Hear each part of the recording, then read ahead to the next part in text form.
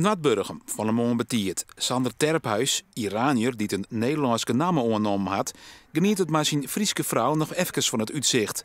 Ze wijnen nou in Den Haag, maar haar vakantiehuis in Friesland. Hij zal naar het PvdA-congres, dat dit keer in Ljouwert is. Hier worden zijn moordjes in stemming gebracht om illegaliteit net strafbaar te stellen.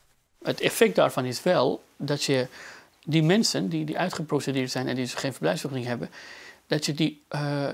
dat zij zich opgejaagd voelen, dat zij gaan onderduiken, dat zij dan niet meer durven naar de arts te gaan. Maar ook hun uitzetting wordt lastig, want ze gaan onderduiken. Dus wat je als overheid moet doen, je moet je beleid richten op een effectieve en menswaardige uitzetting van die mensen naar het land. Maar niet om ze op te pakken en op te sluiten, alleen omdat ze geen verblijfsvergunning hebben. Want ze hebben niks misdaan. Eén keer in Ljouwert bleek dat het partijbestuur van de PvdA op het laatste moment ook maar een moordje komt door het vreemdelingenbeleid. Nu is het zo dat deze mensen krijgen een inreisverbod als ze opgepakt worden, huidige wetgeving. Krijgen daarna een boete, kunnen ook in de cel komen. Dat is precies eigenlijk strafbestelling voor de illegaliteit. Alleen dat weet niemand. Nu komt er een symbool bovenop, wat een fout symbool is in mijn ogen. Maar voor die mensen, voor het leven, voor de praktijk verandert er niet zoveel. Maar het is een fout symbool. Dus pleit het partijbestuur voor een humaner vreemdelingenbeleid. Op dat moet er een onderzoek komen naar de gevolgen van het strafbaar stellen van illegaliteit op het zingen van mensenhandel. Maar in de moordje van het partijbestuur bloedt illegaliteit wel strafbaar.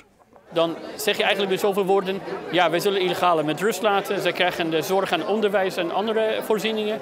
Dan denk ik van ja, wat leed je? Schrap die hele maatregel dan.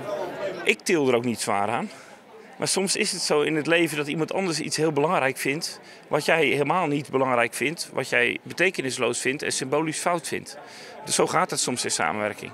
Aan het eind van de media voor de stemming neemt Terphuis het woord. Dit is een principepunt voor Sociaaldemocraten. Over mensen doe je geen compromissen. Stem alsjeblieft voor motie 41. Dank u wel.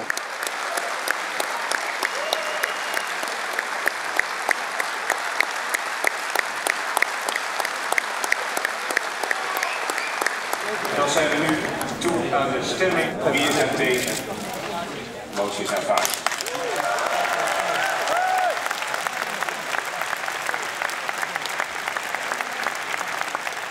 Ik had het wel verwacht. Gezien de signalen die er kwamen en de reacties die ik ontving, had ik wel de indruk dat gaat wel lukken, ja.